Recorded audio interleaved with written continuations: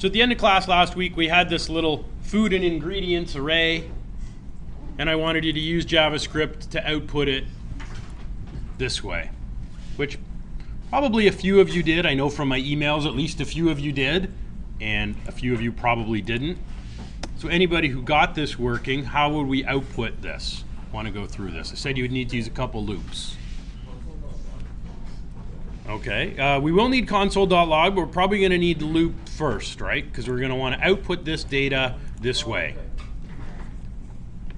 Jake? You'll need a loop within a loop. Okay, yep, we will. So let's do that. So what kind of variable do you want to use, and what do you want to loop? Tell me what this should look like. Int I. Okay, well, we actually would use var. If it was Java, we would, but remember our variables aren't typed. Yeah. Okay, so I, yep. Where do we want to start I? 0. Yep, okay. I is less than Yep. 4. 3. Okay, so, well, which? 3. Less than 3, okay, yep. I plus. All right, so we'll increment I. So then what are we going to do inside of here? So do foods or system.out. What will be the JavaScript? It's not system.out. Karpanth, you mentioned it. What's the commit? Yeah, so we'll use the console.log.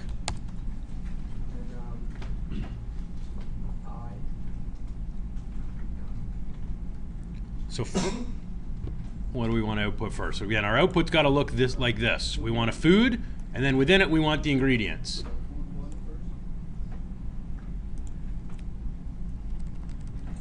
So how are we going to get that element? Okay.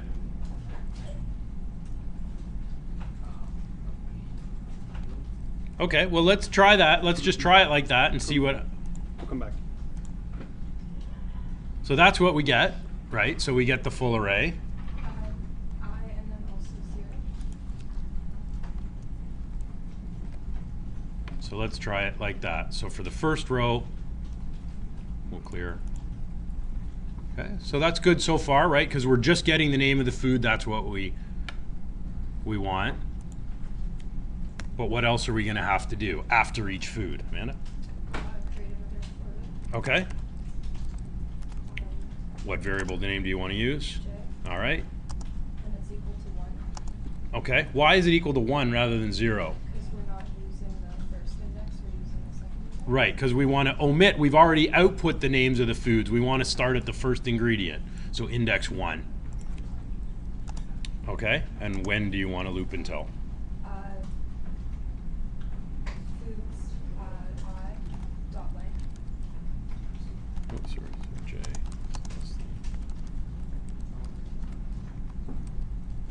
Yep, so for the subarray,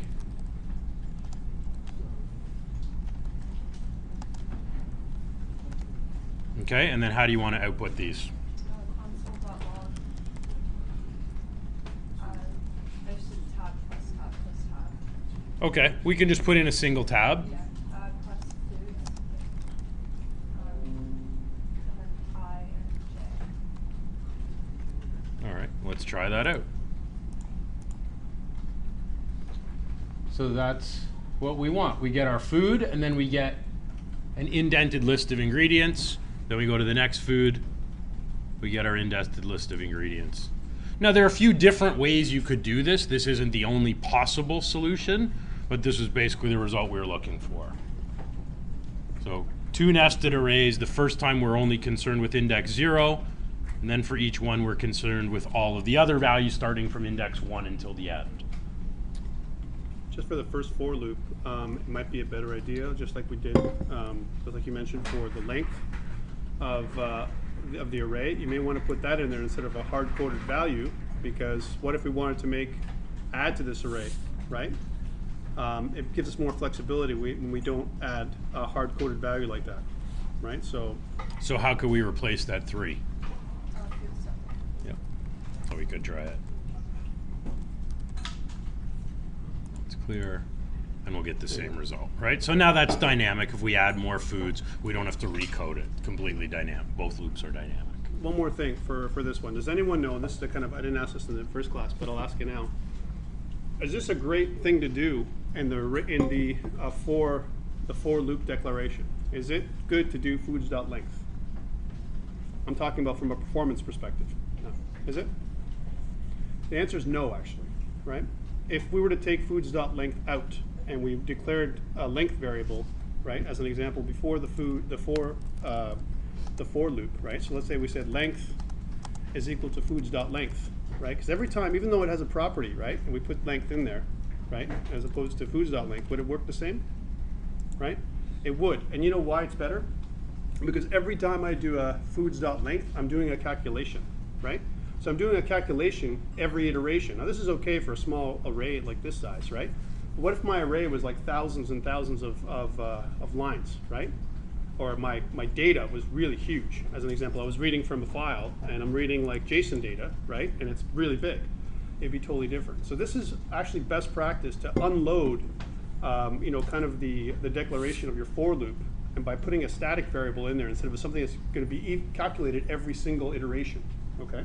Just as a best practice. The other thing is that you want to also count, the other thing you can do, sometimes what we do is we count up in the array in a for loop a lot of times. And we found from a computer science perspective, now going back to that, it's often better to count backwards. I know it kind of sounds weird, but it's easier for us from a performance perspective. If you actually look it up, if you actually subtract as opposed to add, that's another little tidbit there. It actually is a little bit more performant than if you do it the other way around. So again, no calculations, like even the second for loop here. We could probably do something different here, but what can we do here that's different? Because our our foods I is always going to remain the same. That's static, right? Once we get that information, we need another variable in there, obviously, other than length, right? Or we could reassign the value of length, you know, or add some kind of other length variable in there. But again, we're doing that calculation over and over again. And it's also indexing. This is even worse. The second for loop is even less performant than the first one, right? And again, you can't tell because we're not metering anything, right? I can't meter how much it's going to take in terms of milliseconds of response time, right? But we do this in a very succinct way when we use things like C# and Java. We can meter how long it takes. From a time perspective, we can measure the time it takes, right? Now imagine we're operating JavaScript on the browser, right? Which is even, so we have got latency from the browser and there's latency from our code. So just as a thought, do I expect you guys, or does Rich expect you guys to do optimization like this? Absolutely not. The only thing we care for is that it works right now, all right? But it's not bad to understand what's going on. Okay. Anybody else? Any questions about our code up here? I've enabled a solution. Again, this is just one version of it. I think it's slightly different, but it's here if you want to see that code. Okay. Let's have a look at assignment 1, which is now up on Blackboard in 2 parts. If you go into the assignments tab, you'll see part 1 and part 2. So the document is attached to part 1, and we'll go through it. So part 1, which is 20% of your mark, is due in 2 weeks, and the rest of it is due a week after that. So you have 3 weeks to do it. This will take you a while to do, so we've broken it up partly so that you can't leave the entire thing until the end. Okay, we're going to force you to get you started and give you 20% of your grade sooner. It's 15% of your final mark, and you're going to use Express, which we're not going to get into this week, but we will next week, to build a personal portfolio site. So you're going to use Express.js and the EJS templating engine. We'll go over those things next week. Okay? You also have to deploy your portfolio to a live cloud service, and I've given you some of the services here. We'll look more specifically at Azure next week. You have free access to all of these. Okay? I've given you a couple links to a few student portfolios.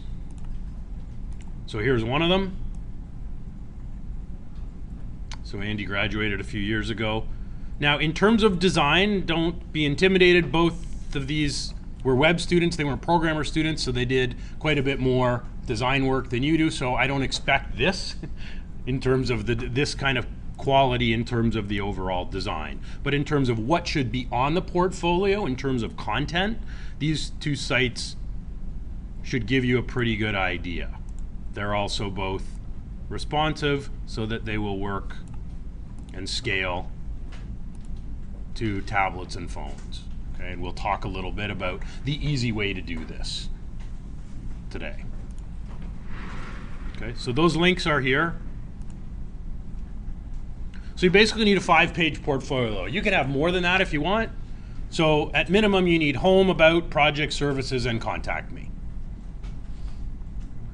So you'll use the templating engine called EJS, which we'll work with next week. It really lets you build pages really quickly. And the Express framework, we're going to use the Express generator. What this is, it's basically a scaffold. So rather than you having to hand code every character in your application, the scaffold pre-builds a lot of stuff for you. So when I run it, when I run the Express generator, it will actually give you, here's a sample. Oops. It actually builds out all these folders. I know some of them may be hard to see. So all of our view templates will go here. It will build out images, JavaScript, and Stylesheet folders. So this whole directory structure is already here, as well as a site configuration file. So we just run the generator from the command line, it pre-builds this stuff, and then we can customize and add on to it.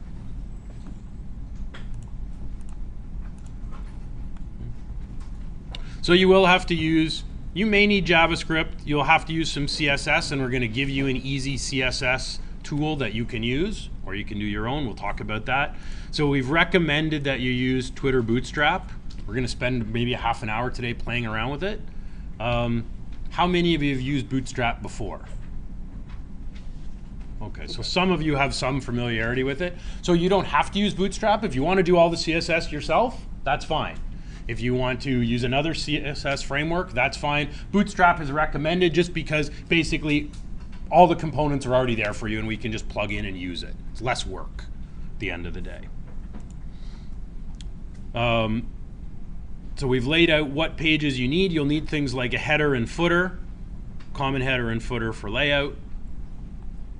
We'll want documentation, so things like proper meta tags with your file name, author's name, file description, section headers for your CSS declarations, that all your variables make sense. You're not calling your variables variable 1, variable 2, variable 3, where you're using them. And any sort of appropriate comments. You don't have to get carried away with comments, but you shouldn't be giving us a portfolio with no comments at all. We'll want to see that you're using GitHub for source control.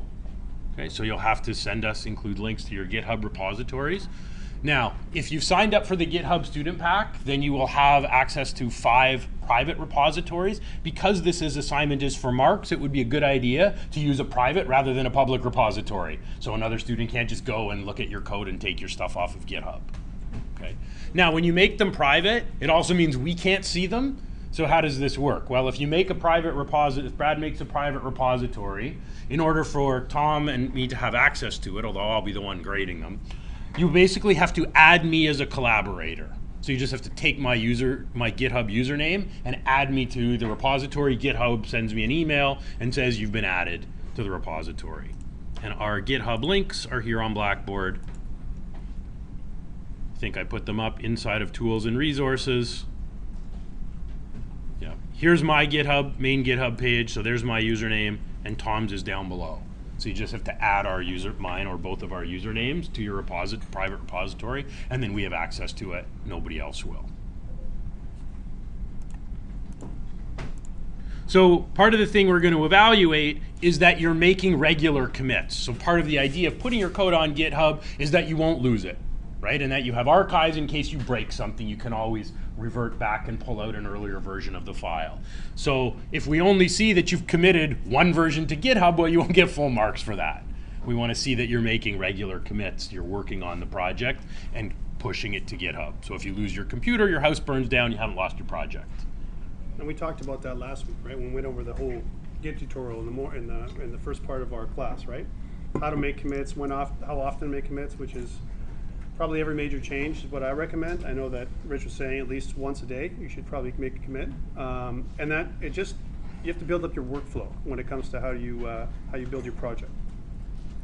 We also want to see the site running live on a cloud server. It says here using Git. That's the easiest way. So one of the nice things is that most cloud services let you deploy automatically from GitHub.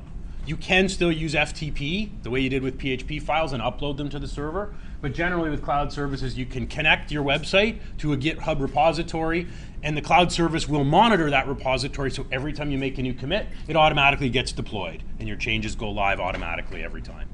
Okay. Well, that's what we would recommend. Okay. You have several opportunities for bonus marks for the ambitious among you. If you want to implement AngularJS on the front end, we'll be doing that in Project 2. But if anybody's got a good handle on it and they want to try and tackle Angular early, we'll give you bonus marks. If you get the contact form working, so it will actually send an email out, and that's functional, we'll give you bonus marks. But you have to code that yourself. You can't like use a service that will write a contact form and do the email for you. That's not the idea. The idea is you can program the contact form using Node to work. If you want to do external documentation, so things like page wireframes, an explanation of your technologies, and a visual style guide, which in a production application for an end client, you would probably produce, we've made that an option. If you take the time to do it, we'll give you bonus marks for it. The other thing that you can do is run, and I would recommend you do this, it's not a requirement, I would recommend that you should run your site under an actual domain name. So if you use something like Azure, if Jake uses Azure, he's going to have a subdomain. It will say, jakesportfolio.azurewebsites.net will be the URL. If you run it at jakehoven.ca or jakesportfolio.ca and you show that you've learned how to attach a register a domain name, point it to a server and get your site running there, we'll give you bonus marks for that. And I encourage you to do it. Many employers have said they want to see that you guys know how to do that. How to register a domain name and get a live site pointed to it. So not a requirement, but it is advisable. And with your GitHub student pack, it includes, I can't remember which the provider is from, it might be Namecheap. Yeah, it's Namecheap. Namecheap is giving you 1 year of a domain name for free. So it doesn't cost you anything anyway. So you may as well take advantage of that, get your name, and then you can post your portfolio there. So here's how we're going to mark it. You don't have to submit a zip archive on Blackboard. All we really need is the link to your GitHub repository and a link to the live site.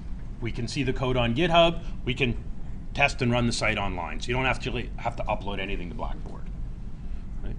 So the biggest part is the site structure. So using the Express framework to generate out a proper Node application.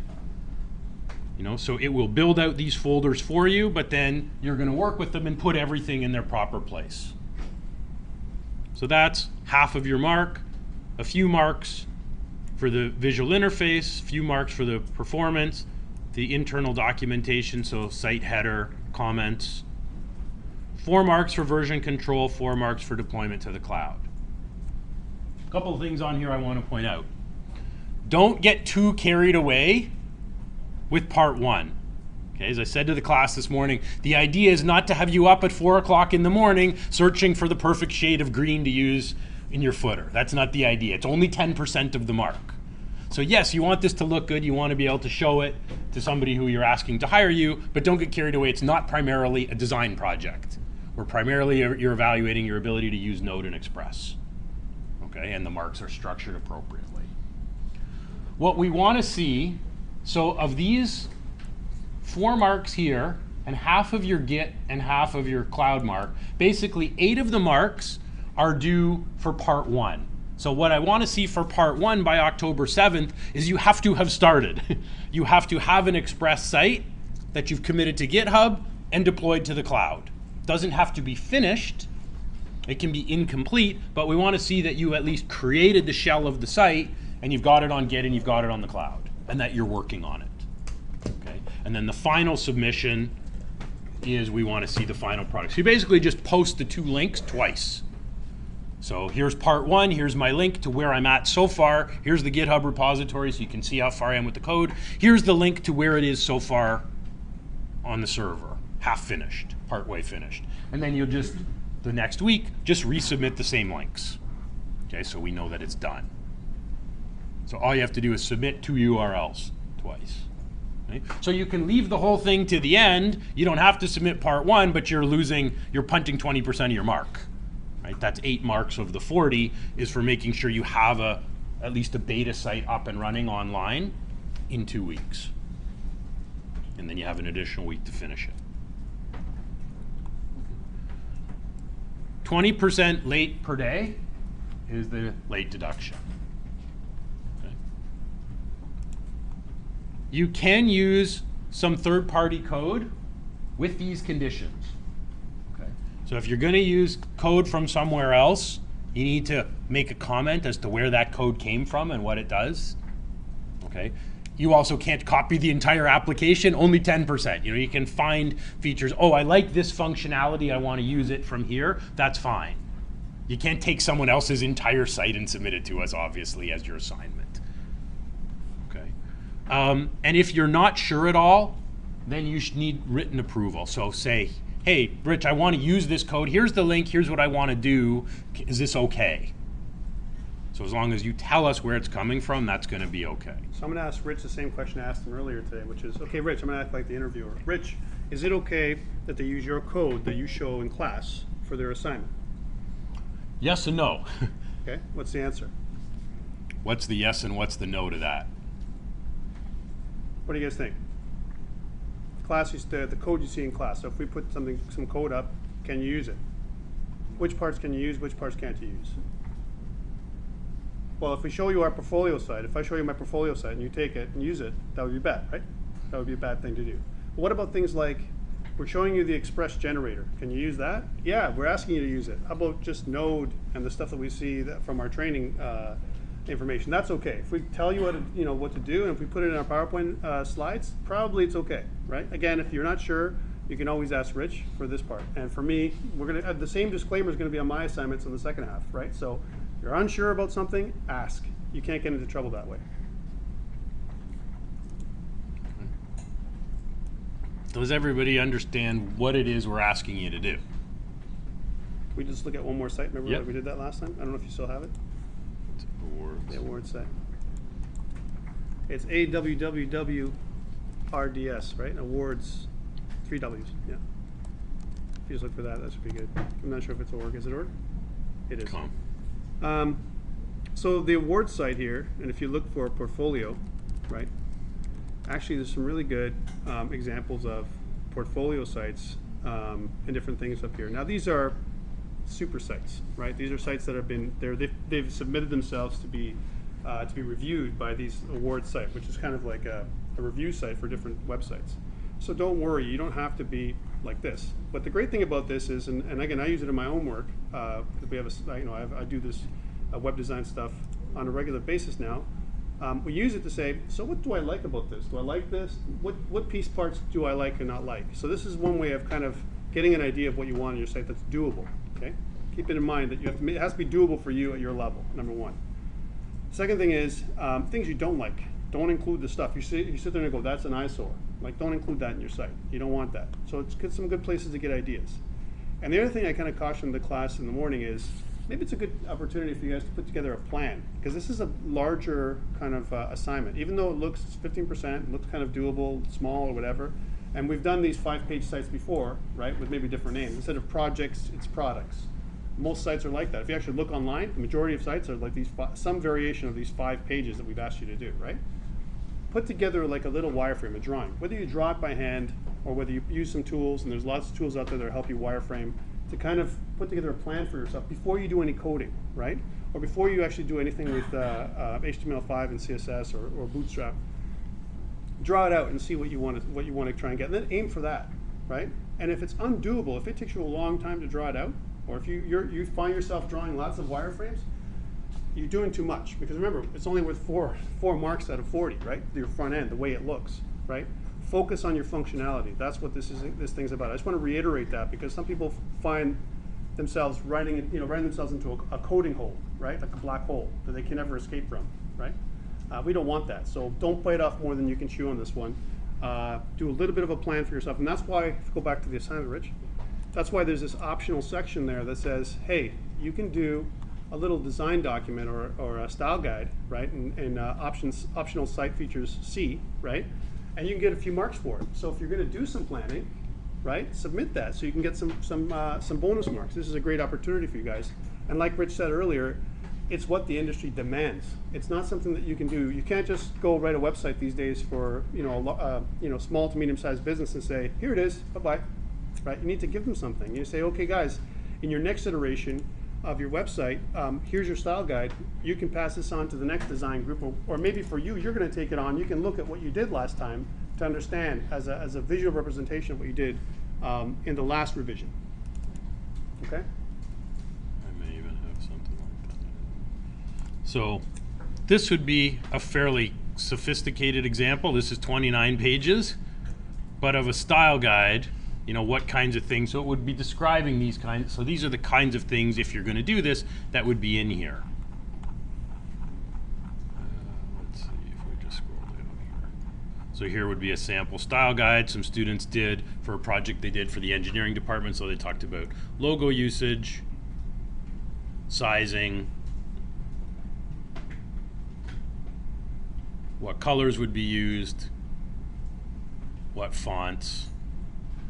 So this is really helpful for clients to have, right? Because then they can take this, let's say we do something on the web and they like how it looks. Now they want to use that identity to do print material. We've built a new website. Now they want their business cards, they want their brochures, they want their letterhead to now match what we've done. We've given them all the information that they need in order to do this. How are we going to do headings?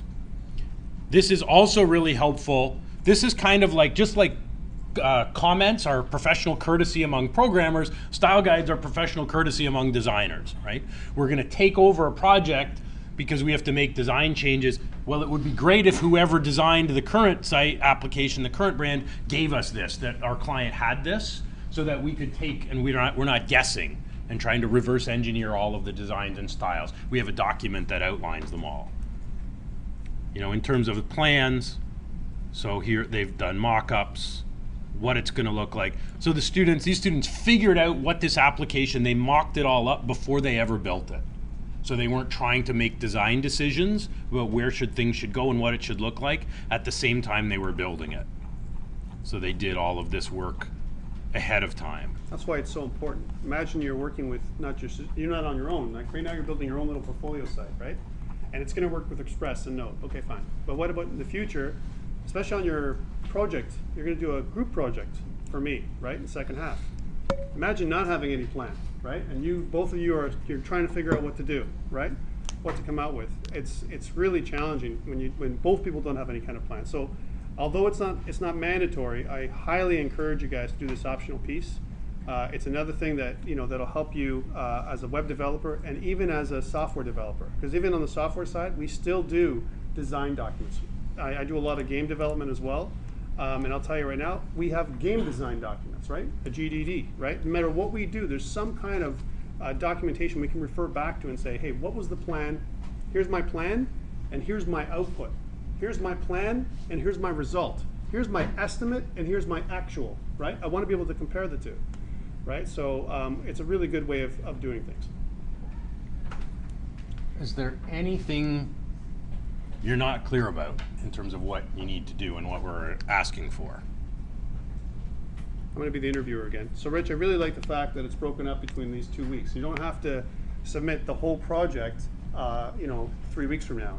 That's a really good thing. It's going to motivate you to start early. And I highly encourage you guys to do that. Because this one, it looks like a very straightforward one, but truly, God is in the details on this one. Normally we say devil's in the details, but we're going to avoid that. God is in the details on this one, guys and girls, right? If you don't start early, you're going to get hammered, right? So please start early on this one. Make sure you have your first submission by week 2, and then it'll help you get moving, so that by week 3 you're ready to go, and that you're not behind or late. Any other questions or concerns around this one? This is one for you. This is a portfolio builder. This is what you're going to go into an interview with. If I'm an interviewer and I'm a web developer or I'm hiring web developers, and I want to see what your work is like, I want to see your portfolio site. I want to look at your GitHub. I want to definitely look at your coding. Show me your code. I might even do a test. I might even say, show me what you can do. Solve this problem for me. And then I'll talk about behavioral stuff or whatever, right? But at the end of the day, this is just another piece Because even though we're developers, we still got to show nowadays, hey, this is what I can do. Here's proof that I can code, right? I did this, right? This is one example. So make it your own, right? And like Rich said, you don't have to make it perfect in this iteration. This is an iterative approach. We're going to build on this one, right? You're going to start off with one, which is, you know, the minimum viable product that you're going to produce, the MVP, if you will, right? Produces minimum viable product, like Rich has put in here from a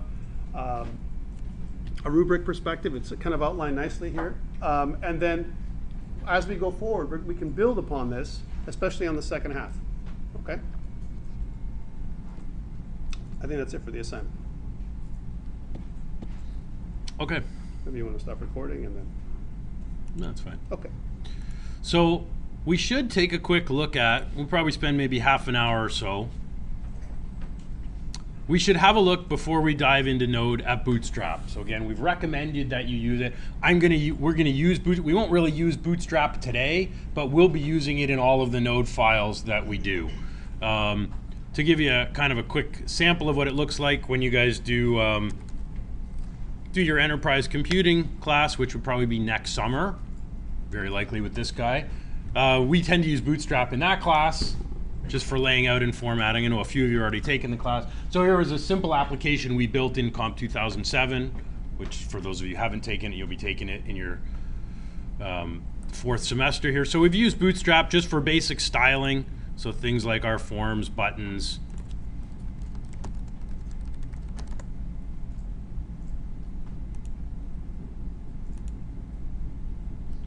So all of the classes, you know, here we've got a table, striping, and the hover effect. All these things come from Bootstrap. And it's not really coming out here on the display. No. But if you actually watch the video, you'll see that the striping looks pretty good. So for those of you who have used it, what else can you tell us about it? Why would you use it? Did you like it? Did you not like it? What are the reasons to use it or reasons not to use it? Tyler, what do you think? Super easy. Makes like half the time better than it is. Okay. Okay, yep. Anybody else who's used it? It makes making a responsive site pretty straightforward. Why could it be bad if you use Bootstrap? Right, I'm gonna be the advocate, huh? Did you get lazy? You get lazy. I like your thinking. How about this? And I said it earlier today in the first section, which is, or sorry, that's the second section, right? Which is, it looks very bootstrappy, right? Just like WordPress looks very WordPressy, right?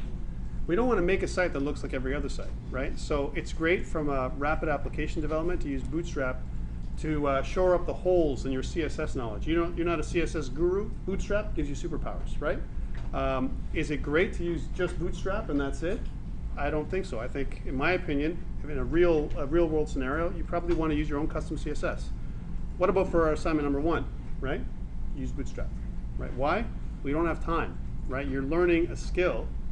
Although front end is good, you're going to get responsive design elements in there, so it's responsive and it works well across platform, right? But at you know, what we want to focus on is the objectives of assignment 1, which is learning Express and Node, right? So in this particular case, Bootstrap is a good fit. So we'll use it for the assignment. We'll use it through class. So rather than us spending time writing our own CSS, define our own classes, we'll just leverage what's here. Okay, so Bootstrap's been around for a little while now. Originally it was developed by a developer at Twitter. So he developed it for use at Twitter, and then they decided basically to release it as an open source library so anybody can use the Bootstrap CSS. So it basically saves it for people like me and probably most of you. We want to be building functional applications. I'm not really interested in spending hours and hours playing around with CSS. So rather than writing my own, I'll just plug Bootstrap in and use Bootstrap's CSS. Okay. So what I want to do is we'll just build a simple HTML page and we'll play around, have a look at how Bootstrap works and play around with a few of the classes. So for example, here was the page we built this morning.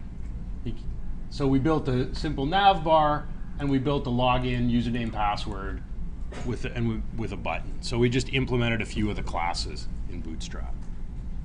So I want to kind of do something similar. So if you can open up a code editor, any editor, doesn't really matter, anything you're comfortable making an HTML page in. So if you're on the lab computers, you can use Expression Web, you can use brackets, you can use Notepad++, you can use Visual Studio, it really doesn't matter. So I'm just going to use Visual Studio because that's kind of where I'm comfortable. So I'm just going to go in and make a new HTML page. I'm going to strip out a few things which I don't want here. Just gives me a basic HTML template. I'm going to take that out.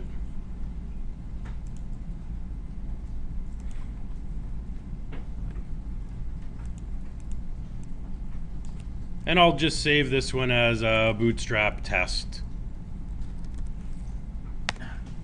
It's just an HTML file.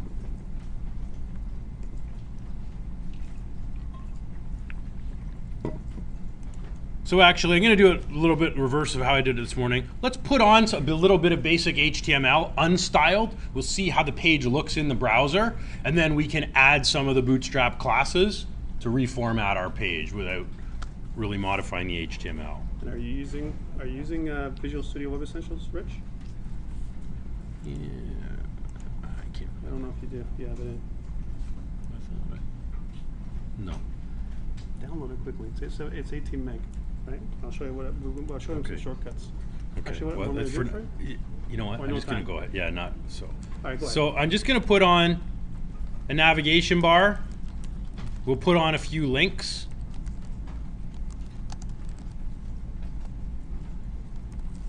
These will just be, so I'll just call them link 1, link 2, and link 3. So no styling at all. We just got a nav section with a nav bar. Up in my title, put on Bootstrap sample page.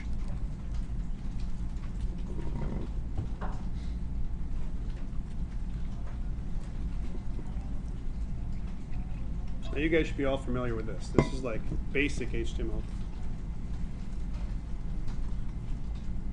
Is anyone not cool with this? Please put up your hand. Okay, you're afraid. It's okay to say I'm not comfortable with it, but this is like the basic of the basic. Rich is just going to put in some basic elements here. We'll just take a quick look. All we should get are the 3 links. So notice, by default, as an unordered list, they're stacked vertically, which obviously isn't going to work very well as a nav bar. We're going to want those links. We're going to want those links to move this way. Be nice to give it a background, which you can't see, but we can change that. And we'll throw a simple login form on there too.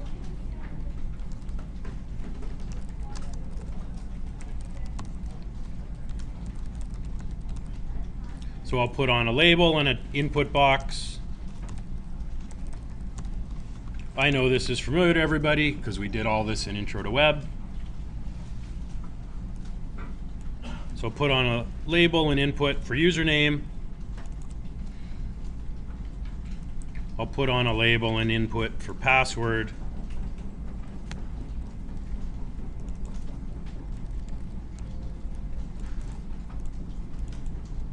And we'll put a submit button down at the bottom.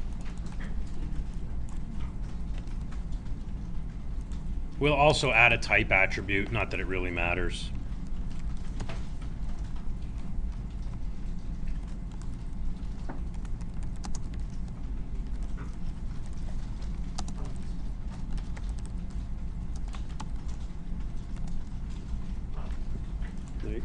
And maybe I'll just put a heading up here in H1 that says login. Okay, so there's no styling. This is just plain old HTML. You guys have built a million HTML forms in the past. Nothing new here.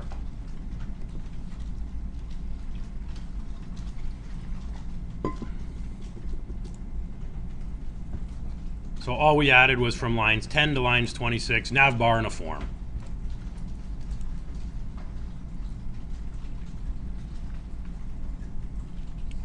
I'm just going to jump back to my browser for a second. We can have a quick look at it.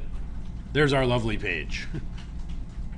Not exactly the world's best nav bar or form,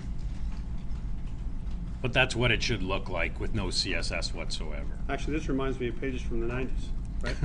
They look just like this. There was no CSS. That's right.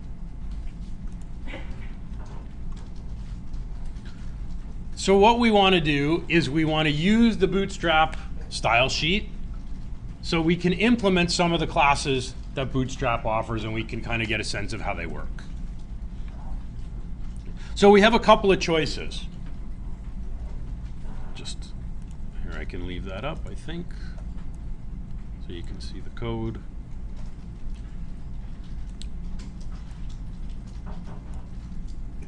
So to find Bootstrap, if we just want to look for it, so the URL is getbootstrap.com, the world's most popular mobile-first CSS and responsive CSS framework.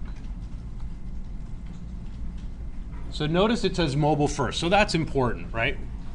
We need to design with mobile first in mind because more and more of our users are on mobile devices and fewer of them are on desktop devices. So we've got a couple of options. If I click on the download button or and notice it's responsive because my window shrunk, you don't see the nav bar. Here's my navigation. So getting started also takes me to the same place.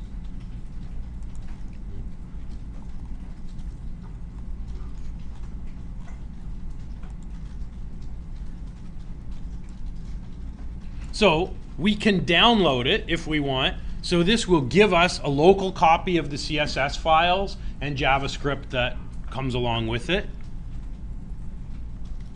Or we can actually use the CDN. What is a CDN? And why is that an alternative to actually downloading the files to our local machine? We can include the CSS code from another domain. Yeah, the CDN stands for Content Delivery Network. It's basically a cloud service that makes those files available. So we can simply link to them. Rather than having to download them to our machine, we can use those links. So they've given us 3 links here. So the first one is to the minified, so the stripped down version of the Bootstrap CSS. They also have a Bootstrap theme, and they have a link to a Bootstrap JavaScript file. And that file also is going to require jQuery. So we can copy and paste it out of here. However, I've made this a little bit easier for you. On Blackboard, if you go into your week 3 folder, lesson 3 folder, I've given you those same 3 links, but I've given you one extra one, which they really should fix. So here are the links to the 2 Bootstrap style sheets from the Content Delivery Network. Here's the link to Bootstrap's JavaScript, but the Bootstrap JavaScript, if you try to run it without also including the jQuery library, you're going to get a JavaScript error. So the Bootstrap JavaScript also requires that we have, I think it's at least version 1.3. 1.1 or yeah, 1.3. Actually, it'll say it right there. It should tell us. Yeah. I'm surprised it doesn't. Doesn't matter. So we need to have that link as well. So the easiest thing to do is just copy that entire section out of Blackboard. Copy that whole thing to your clipboard. Where should this code go? We want to link to the Bootstrap CSS files, and we want to link to the Bootstrap JavaScript as well as the jQuery. Where should these things go in our document? Okay, we could put them in the head. So I could just paste them there. Now that'll work. For best practices, we should split this up. We should actually move some of this code to another part of the document. We'll work this way, but it's advised that some of this stuff goes somewhere else. What should we move and why? How about you guys over here? You haven't said anything. Where would we move our code? What's the other option? So I've got CSS here, and I've got JavaScript and jQuery. Where should part of this go? Some part has to stay in the head. The other part can move. Which part can move? CSS typically will keep where it is. Yeah. The Yeah, JavaScript, where do we want to move those JavaScript lines, and why should we move them? to the body. I don't know Right? why. And where in the body do they typically go? The top, the middle, or the bottom of the body? Nope. Oh yeah, right after the form. So typically they go before our end body tag. They don't have to, but there's a benefit to moving those JavaScript links down to the bottom. Why might it make sense? What's the advantage of moving them down there? Still work in the header, but there's a benefit if we move them down here. What do you think? What D? D, you know the answer to this. We kind of went over it. Sorry. See, I'm picking on people now because you guys are too quiet. Let's go. So why would we move these out of the header and move them down to the body? I just know that this is the best way to do it. Yep. But for that is maybe the script is run after the page. That's load, right. That's something right. Like that. Exactly. If we load the script in the header, the scripts need to connect to the CDN and load first before this HTML can get rendered to the page.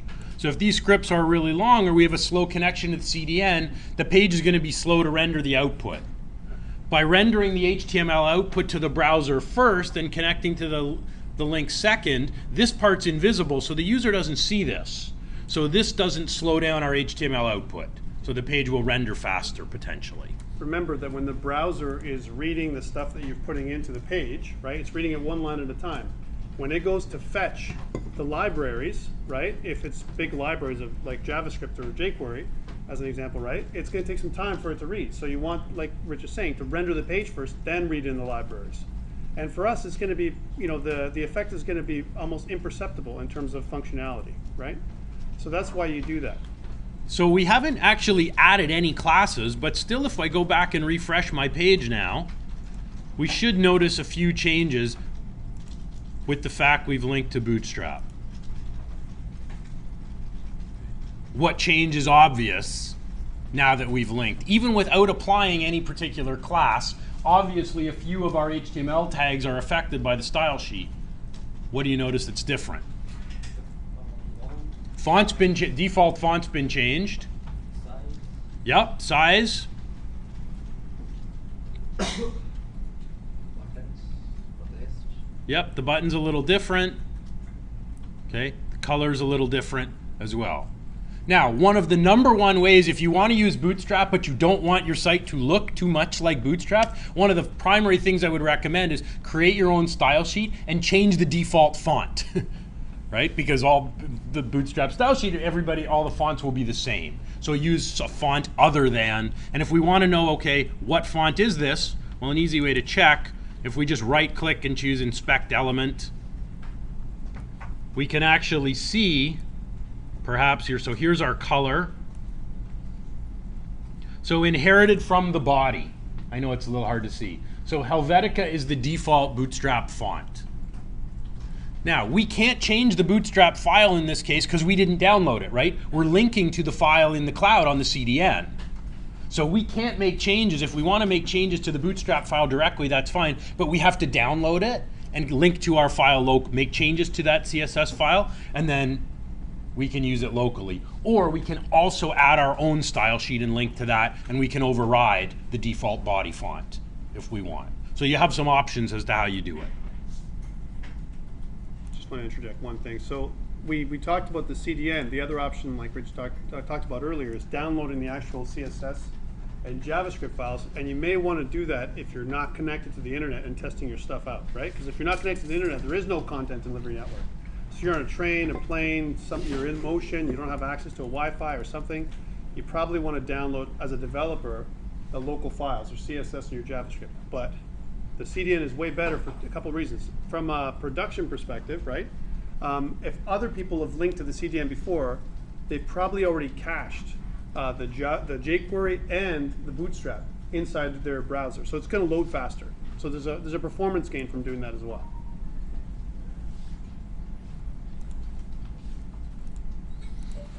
Or to give you an example, I had a student come in the other day because he was working on a project and he's using Bootstrap, but the users of his web application, they're using iPads and they're taking them down into mines and quarries where they have no internet connection. So in his case, he's using Bootstrap for the CSS, but he needs to download the CSS and have those on his server locally to those files as opposed to using the CDN. Because when users open their iPads and go down into a mine, they have no internet connectivity. So the CSS isn't going to work if he's using the content delivery network. Okay. Now the other thing we want to add one other tag here in terms of responsiveness. We want to add another meta tag. We want this meta viewport. Is that right? No. Oh, sorry. Can we do it? Sure. So I never remember this off the top of my head. I do. So name, again, is equal to viewport. That's what we want to put in. And content, this is what goes in if you have the extra library there, right? Is width is equal to device width. And for people who had me before, you know this one, right? And initial scale, right, is equal to 1. And the reason why we put this in is why? Why would I put this meta tag in there? What does it do, right? I'm going to go to D again because you're not listening. D, what do I put in this meta tag, this viewport tag? The viewport. Yeah, we talked about this before in our class Oh together. yeah, it's a meta tag, and then its name equals to viewport, and Yeah. content equals to y equal Width is equal to- content and double quote, Yeah, and y equals to device, Yeah. and slash y, and comma, and the initial scale, initial scale equals 1. but why do we use it? Yeah, what- Why do we use it? Oh, that's a good question. He knows the tag, but why do we use it? What does this do? Yeah. I just know that meta is like something like a common set that common of my code. What are the code doing? No, I want you to think about meta differently like that. Okay, so imagine we have two parts of our code. You learned this before in Intro to Web, right? There's the head and the body. Without the head, the body doesn't know what to do, right? The head controls the body. Anything we put in there, a meta tag is like a directive that tells the body to respond to content in a certain way. That's why we indicate character set, char set, UTF-8, that's the character set type. And this other meta tag, this viewport, and when we specify width is equal to device width, we're actually saying the width variable. When we put it in CSS, we say width 80%. Well, our width is actually equal to device width. The width of the device, the viewport of the device, the width of the device, right? And then initial scale 1 means we want to scale it to the size of the device. So when I move my page from one viewport to another, it rescales and reflows the content, right, from, let's say, a desktop view into a tablet or a mobile view. That's why this is such an important meta tag. So we're going to scale for device responsiveness. That's right. That's the quick way of saying. See, Rich is good at summarizing well, right? So Just less typing because I'm lazy. it's awesome, right? Right. So without that tag, that's going to help our site scale. It recognizes what device help us recognize what device we're on and scale appropriately. Right. So dynamic scaling of the web page. You got it. Okay. If I refresh, you don't see anything different here. It doesn't do anything, but that will help us detect the device we're on. So now let's try a few of the classes. Our nav bar is terrible. We don't want these bullets, and we don't want our links stacked. We want our nav bar to go across the page. So now we can start applying some of the classes. Well, how do you know what classes are in Bootstrap? If you're more of a developer and less of a designer, and like me, which probably most of you are, well, the easiest way to do it is on the Bootstrap site. If I go to examples and click Bootstrap theme, so this was that second CSS file, here you can actually see what different elements look like. So if I want to style something, typically I'll open this page. Oh, I want one of these yellow buttons. If I just right click and choose inspect element, well, the browser will show me, okay, this is called BTN warning. That's the class. So just by looking at their example page and using the browser tools, I can find out the class names of any element when I see something I want to use on my application. So, for example, we've got this nav. Okay, well, what if we want our nav to look like this? We want a black background. We want those links in white. We want them written horizontally across the page rather than stacked. And we don't want the little bulleted icons, right? We want our nav to look just like this. Well, I can just inspect it. So they didn't use a nav tag. That's okay. Here, class equals nav bar inverse. Well, we'll try that in our nav tag. First, we'll just say class equals nav. We'll see what that does. So we can apply multiple classes to the same element. And HTML will then pick up the properties of each class. So we'll start with this one. We'll give it a class of nav. Come back and refresh. Okay, that didn't do anything for us yet.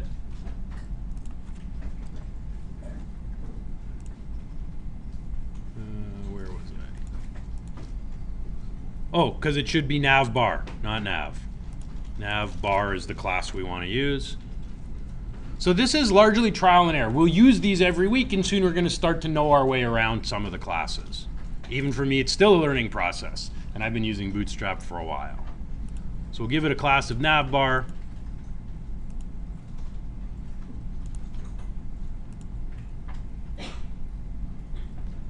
Okay, so we have a class of navbar. That didn't really change anything yet.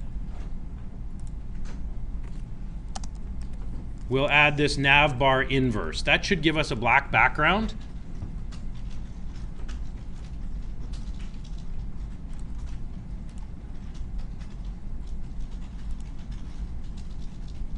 So now we get a black background that spans the width of the page. Our links we're still going to need to modify because A, you can't read them, and B, they're still stacked and they still have the little bullet beside. So we're also going to want to apply a class to this UL tag, our unordered list. So if we apply a class here, and I think I'm going to guess on this one, I think if we give this one a class of nav and refresh, well, it's a little better. Our disks have gone away. We've got a rollover effect. Let's go back and see what they did. They called it nav bar nav.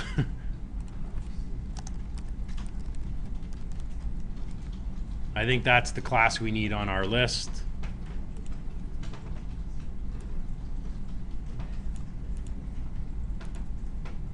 There we go. Now we have proper looking nav bar. I mean, do we need Bootstrap for this? No. Could you write your own navigation class and links to make them look however you want? Absolutely. But this will get the job done pretty quickly and easily. Okay. One other thing I would probably do is surround the whole nav element with some kind of container class, right? So it depends on what you want. If you want your nav bar to stretch the whole screen, this is fine. But let's say for your form, let's actually put it there on the form. Yep. Right? I would go down to the form and then put in a div tag, let's say, which is a generic tag, right? With a class of container. Should be enough, right? So container is another Bootstrap class. So I'll just wrap my form inside. It's one of the reasons I like Visual Studio. It automatically indents my HTML for me. Yeah. So I can see that the form is nested inside. So this should add a little bit of padding. So my form is not flush against the left side of the page now. Notice here it butts right up against the left. By using the container, we get a bit of padding around there. Yeah.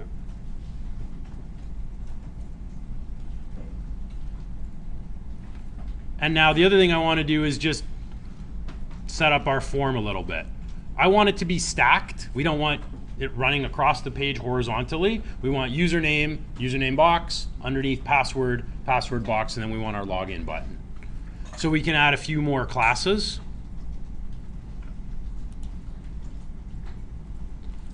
So what I'll do here, around my username, I'll put in a div and give it a class of form group, which is another built-in Bootstrap class. So when I save it that way, notice it wraps these in a section, and then we get it stacked vertically. So we're going to want a form group around the password, and then we'll want a separate div around the login button. That's not a form group because the form group is basically a label and then an input control.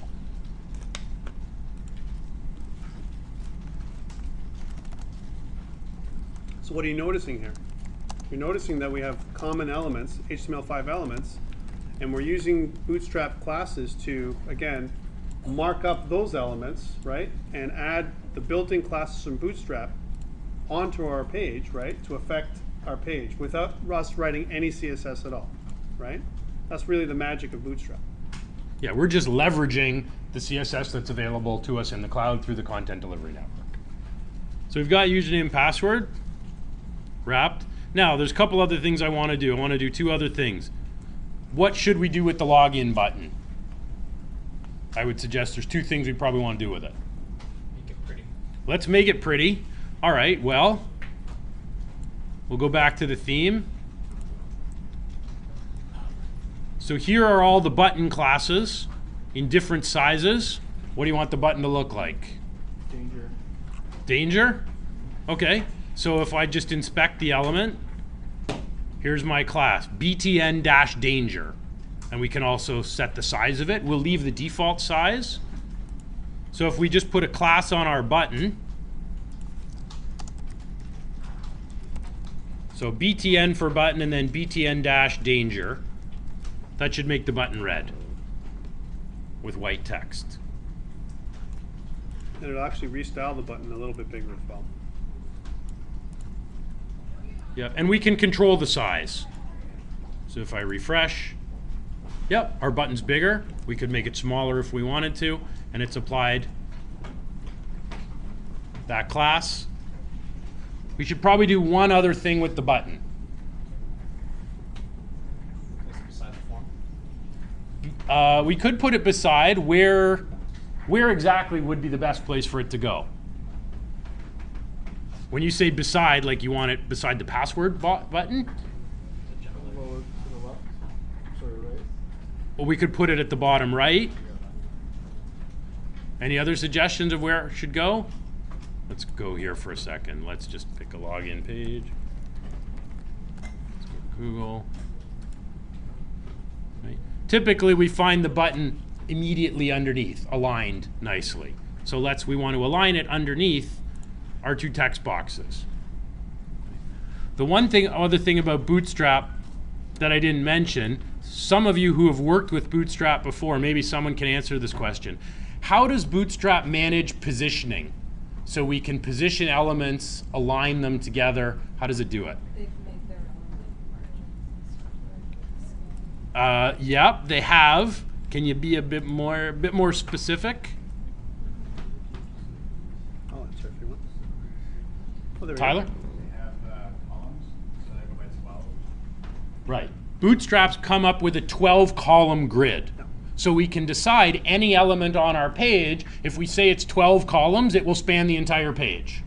If we say it's 6 columns, if we call it, I think the class is call left 6, it'll span the left side of the page. If we make it call right 6, it'll span the right side of the page. And we can see they've given us some simple examples here. If we look at this. So here's how we use it. So if we want 3 equal columns, we'd create 3 columns, 3 divs, each one with a class of call, MD for medium sized, 4. If we wanted 3 unequal columns, our left and right columns, so let's say we wanted a left sidebar, a right sidebar, and a primary main content area that was half the page, and then a quarter. We'd use middle 3 for the left and right columns, middle 6 for that main panel. So it's completely flexible. And obviously you imagine if they have medium, yes, they have small, extra small, large, extra large. So we can play around, and they give you some different examples on different devices of how you might space those things out. So if we want these to align, we're going to need to use that column system to bump over the login button so that it aligns nicely with the edge of our boxes. Okay, so we'll want to wrap this inside a div so we can move it over a bit. Okay, so the pretty good examples. The other thing we're going to want to use, not only can we specify the width, but we can also specify the offset, which is what we want here, because we want to move this over and have it start here. We want a column or 2 of padding on the left before that button shows up. So how does this work?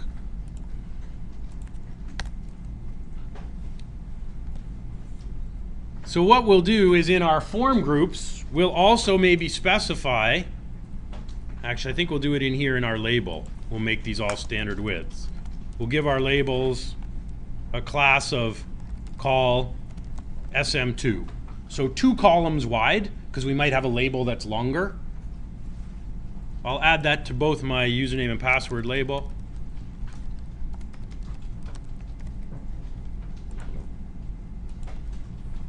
So if I save it, that's going to push my text boxes off to the right a bit. It's going to make those labels, those columns that hold the labels, going to make them a little wider. So if I refresh, my boxes should move over to the right. Okay, so we've got some padding here now. So now we need to move this over. We want to offset it by 2 columns. So that if these take up 2 columns, the space before our login button also takes up 2 columns, and our login button shows up here in column 3. So we'll just wrap our submit button in a div. And we can give this one a class of call SM, this time offset 2, meaning 2 columns of padding on the left before we display this element. We'll see how that looks.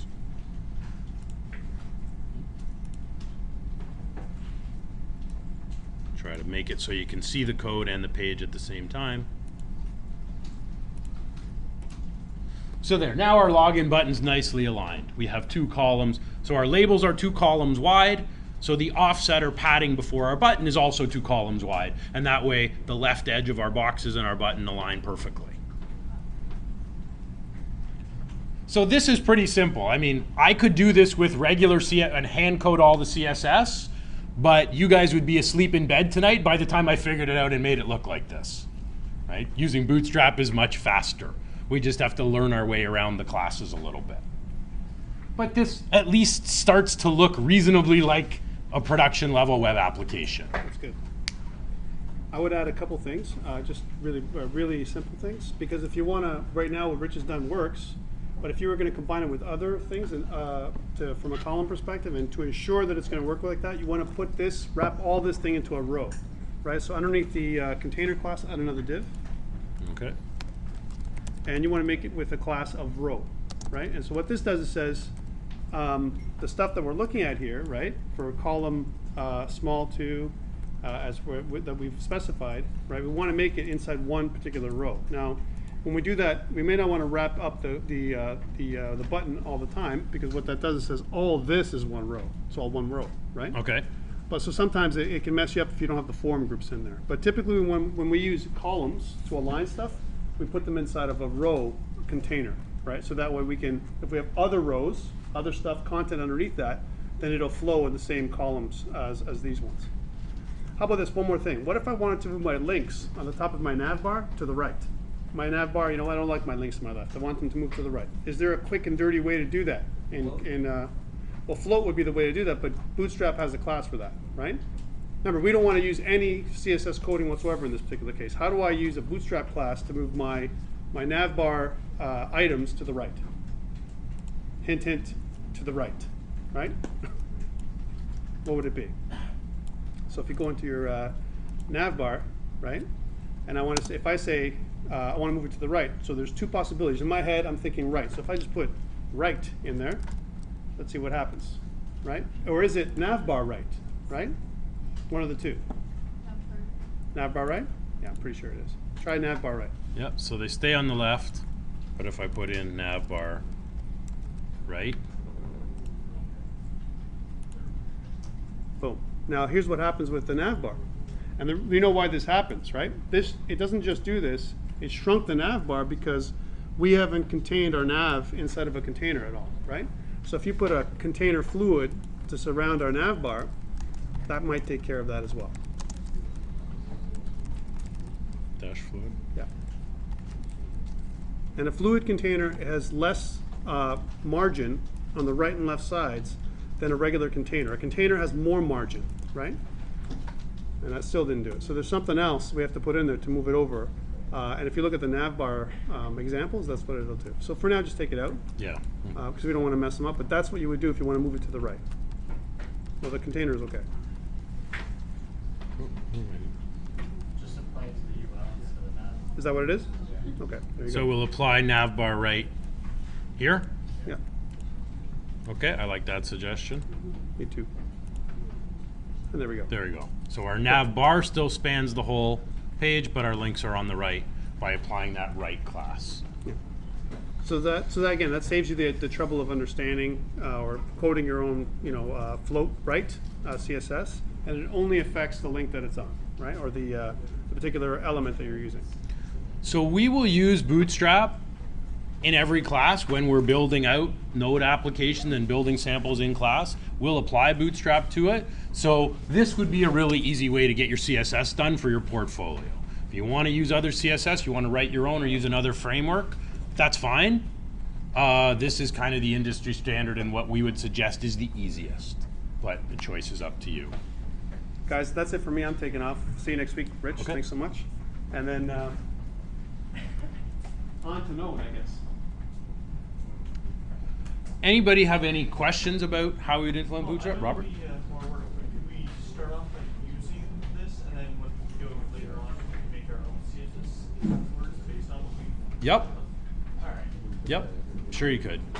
The idea really is when you, the portfolio you hand in for the assignment is really the starting point. We assume this is going to evolve, All right. okay? That you'll do more work on it, that you give us something functional that looks good, that you could show in a job interview, but as you continue through the course and even beyond, you'll want to evolve it, right? Like even the portfolios I've shown you, even for people who graduate, it's still useful once you get your first job to have a portfolio, because you know what? You might not stay in that job. You might work there for a year or two and say, it's time to look for something else. Well, great, you already have a portfolio running on your domain name, hopefully. Well, now you can update it with all the stuff you've learned on your first job, the experience there. This should be kind of a living, breathing thing. We're kind of just giving you a start with. Do you have a question? Yeah, is it like all open source? I was cited or? Yep, it's all open source. Well, it's really cited. It's really cited right here, like just by linking to the CDN. That's fine. Okay. I know that it's Bootstrap, and you can use. You're free to use it. Okay. This is a good place for us to take a break.